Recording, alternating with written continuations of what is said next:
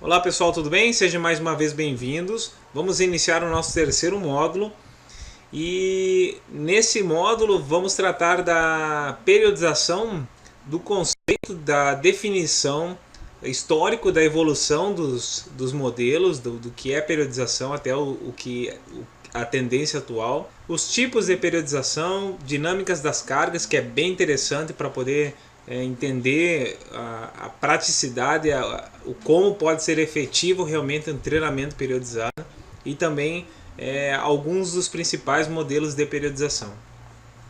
Por definição, a periodização é a divisão do tempo que eu tenho para treinar. Então, eu pego o período e vou dividir em períodos e fases, de acordo com o modelo que eu escolher. Considerando o modelo tradicional, nós vamos ter o período preparatório, período competitivo e o período de transição. Então, e as suas respectivas fases. Mas o importante é saber que essa divisão não é por acaso. É justamente para estabelecer os objetivos para cada uma dessas etapas. E também, já emendando no objetivo, é apresentar o melhor resultado no período que eu determinar. E tem que coincidir, é interessante, é obrigatório que coincida com o período competitivo da prova-alvo, ou uma prova específica, ou um campeonato, ou várias provas, mas no intervalo de 3, 4 semanas no máximo. Esse é o período competitivo. Bom, para análise da história, das fases históricas do treinador, do que é o planejamento, nós podemos trabalhar com 3 etapas, desde a origem até 1950. Em 1950, né, nessa década, quando se inicia a sistematização do treinamento. De 50 até 70 foi quando se iniciou o questionamento. Então os modelos, os primeiros modelos foram baseados na necessidade da época. Nesse período de 50 a 70 a realidade competitiva mudou, mais provas passaram a fazer parte da rotina do atleta. E para responder essa necessidade dele se manter mais tempo competitivo, foram propostas novos modelos que surgiram do questionamento e do que se apresentava. De 70 até a atualidade, então, vive uma grande evolução dos conhecimentos. Então, tanto os conhecimentos da área da fisiologia, dos equipamentos, também de novas investigações, enfim, do conhecimento que se apresenta, novos questionamentos surgem e a periodização busca responder essa necessidade, e vários modelos têm surgido baseado no fundamento estabelecido nos anos 50, que ainda permanece, porém com várias adaptações que se justificam pelo que a gente conheceu, passou a disponibilizar na atualidade.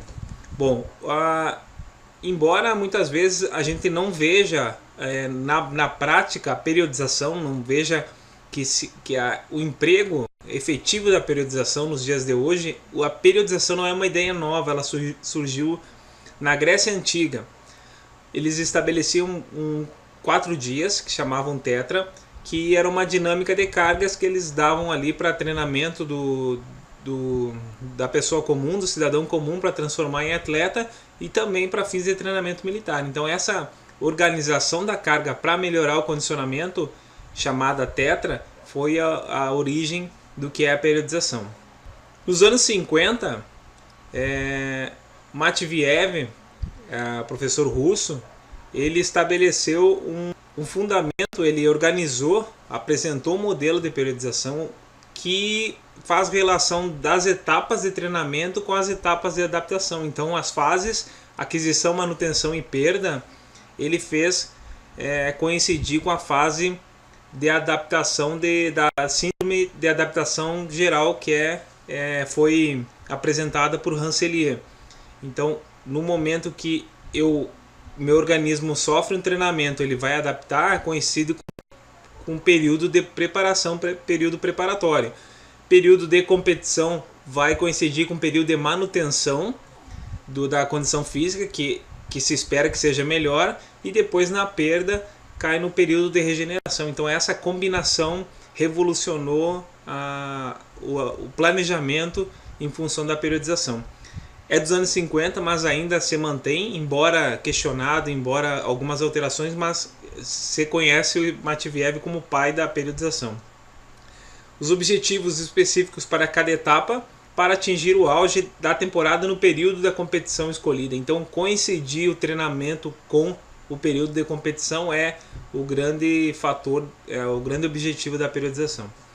Atualmente, a tendência é cargas mais concentradas e específicas. Por quê? Porque isso é um questionamento, uma crítica ao modelo de Matveev, que ainda prevê o trabalho de todas as qualidades ao longo do período, alternando a prioridade. Nesses modelos atuais, chamados também de contemporâneos, o foco ou a proposta é trabalhos concentrados e sucessivos, ou seja, ele tem um bloco de treinamento na mesma direção e depois outro bloco em outra direção, e vai coincidindo, vai sobrepondo em função do efeito residual. Então, no modelo tradicional, eu trabalho tudo ao mesmo tempo, dando prioridade. Nos modelos contemporâneos, a proposta é separar em blocos. Isso para quê? Para que busque a condição, a forma competitiva mais tempo durante o ano e mais vezes. Precisa atender ao número crescente de competições. Então, os modelos atuais, as propostas surgem das necessidades de competição e de resultados ao longo de um período maior de competição. O objetivo da periodização é conciliar o treinamento para que o atleta apresente os melhores resultados exatamente no período determinado. Como que é isso? É conhecimento dos efeitos do treinamento. Então eu relaciono o treinamento com seus efeitos e isso vai me dar a expectativa de um período. Então eu posso distribuir num calendário esportivo. Então isso que traz a forma física para o período escolhido. Eu tenho que saber relacionar o efeito do treinamento que nós já vimos com os métodos também que nós já vimos, e isso vai tornar possível fazer a periodização, que nada mais é do que organizar os períodos. O que tem que ficar é que a periodização é uma coisa que se renova, uma coisa que está em evolução. Os modelos dos anos 50 têm aquela necessidade. Os grandes expoentes são da escola russa, mas também do Ocidente tem autores americanos, tem professores americanos, enfim, de outras áreas, basicamente em função da Guerra Fria. Por quê? Porque o esporte, as Olimpíadas, era a forma de apresentar a supremacia da sua ideologia. Isso se transmitia no desenvolvimento esportivo.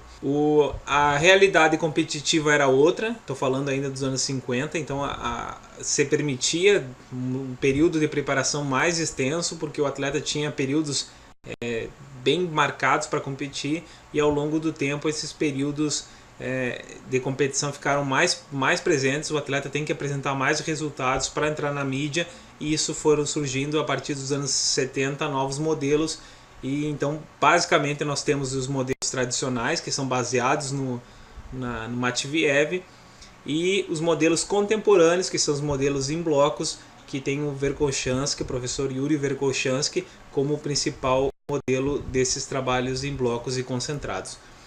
Eu espero que vocês tenham gostado. Daqui a pouco a gente se encontra na próxima aula. Abraço.